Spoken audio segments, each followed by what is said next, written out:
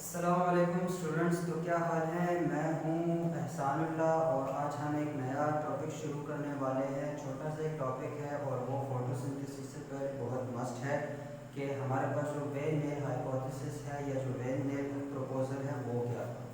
ठीक है, तो वेन नेल प्रपोजल से पहले अगर मैं बात करूँ, ये तकरीबन 1931 में आया था। ओके, तो इससे पहले क्या था कि हमारे पास जो बात समझी जाती है कि जो ग्लूकोज देखो फोटोसिंथेसिस का जो प्रोसेस है वो ऐसे है। CO2 plus H2O goes to form C6H12O6 plus H2O plus oxygen. ठीक है, तो इससे पहले जितने भी साइंटिस्ट थे वो इस बात पर मतलब मुत्तफिक थे, वो यूनाइट करते थे कि ये वाला जो ऑक्सीजन है, ये वाला जो बाई प्रोडक्ट है, जो फोटोसिंथेसिस में ऑक्सीजन रिलीज होता है, वो ऑक्सीजन असल में कार्बन डाइऑक्साइड टूटता है। ठीक है, ये ऑक्सीजन रिलीज हो जाता है और ये कार्बन H2O के साथ मिलकर क्या बनाता है, C6H12O6 या कार्बोहाइड्रेट्स बनाते हैं। पहले हमारे पास ये थ्योरी आ रही थी। 1931 में क्या हुआ, 1931 में नेल ने एक प्रपोजल दिया कि नहीं भाई, हमारे पास CO2 असल में नहीं टूटता, जो ऑक्सीजन रिलीज होता है O2 आखिर में वो CO2 से नहीं आता, वो H2O से आता है।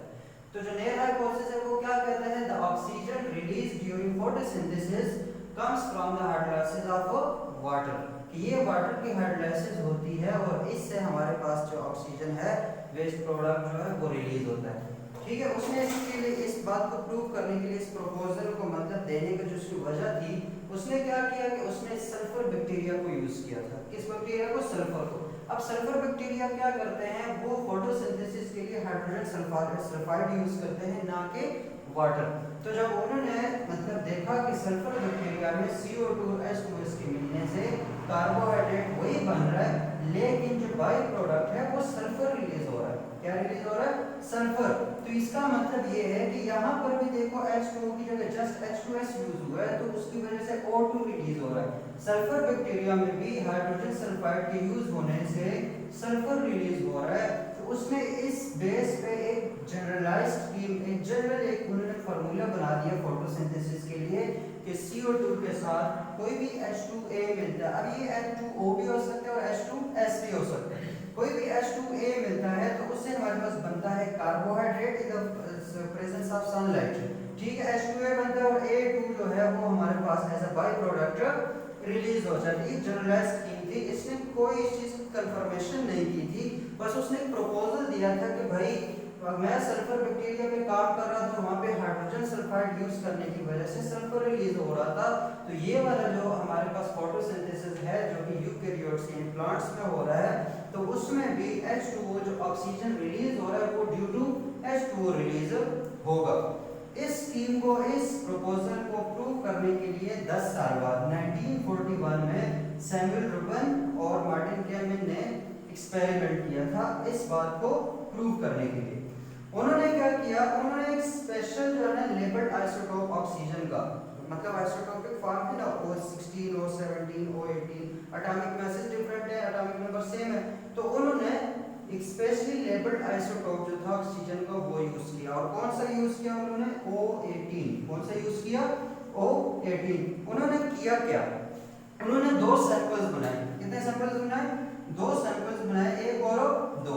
एक सैंपल में उन्होंने क्या किया कि जो कार्बन डाइऑक्साइड है उसके ऑक्सीजन मतलब वो वाला ऑक्सीजन यूज किया, वो O18 वाला यूज किया। ये रेडिएक्टिव है, आइसोटोपिक है, तो अब इसके भी प्रोडक्ट बनेंगे। और दूसरे सैंपल में उन्होंने क्या किया, देखो पहले सैंपल में उन्होंने CO2 को लेबल कर दिया और H2O को अनलेबल्ड कर दिया, जबकि दूसरे एक्सपेरिमेंट में CO2 को उन्होंने अनलेबल्ड यानी नॉर्मल छोड़ दिया और H2O जो है वो हमारे पास क्या कर दिया, उन्होंने लेबल कर दिया। तो जब इनका रिजल्ट आया इस वाले एक्सपेरिमेंट का, तो वो कुछ यूं था, CH2O, और इसके पास जो ऑक्सीजन था वो 18 वाला था, वो रिडक्टिव था, और बाकी H2O बन रहा था और साथ में O2 रिलीज हो रहा था, बिल्कुल नॉर्मल।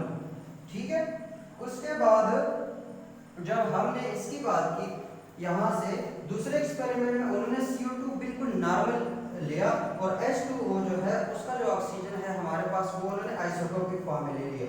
तो इनका जो रिजल्ट आया उसमें कार्बोहाइड्रेट टोटली नॉर्मल थी, कार्बोहाइड्रेट टोटली नॉर्मल थी, लेकिन जो ऑक्सीजन यहाँ पे रिलीज हो रहा था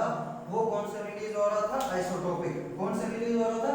आइसोटोपिक। तो इस सेकंड एक्सपेरिमेंट से और इन दोनों एक्सपेरिमेंट से पता क्या चल रहा है कि भाई ये जो ऑक्सीजन, जो बाय प्रोडक्ट ऑक्सीजन रिलीज होता है वो ड्यू टू H2O रिलीज होता है। इस H2O के हाइड्रोलाइसिस की वजह से ये वाला ऑक्सीजन रिलीज हो रहा था, क्योंकि अगर ये इसके हाइड्रोलाइसिस से रिलीज होता तो फिर हमें इस एक्सपेरिमेंट में कौन सा फॉर्म मिलता?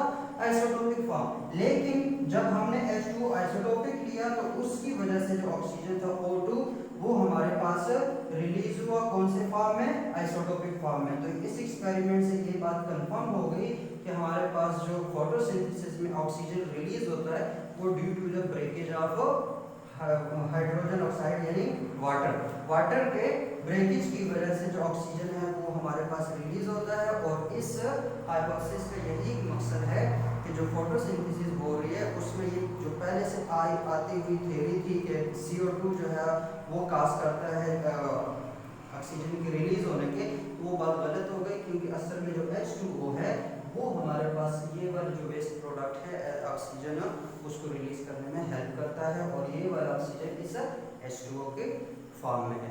ठीक है, तो आज के लिए इतना ही, एक छोटा सा टॉपिक था जिसके बारे में समझना जरूरी था फोटोसिंथेसिस को शुरू करने से पहले।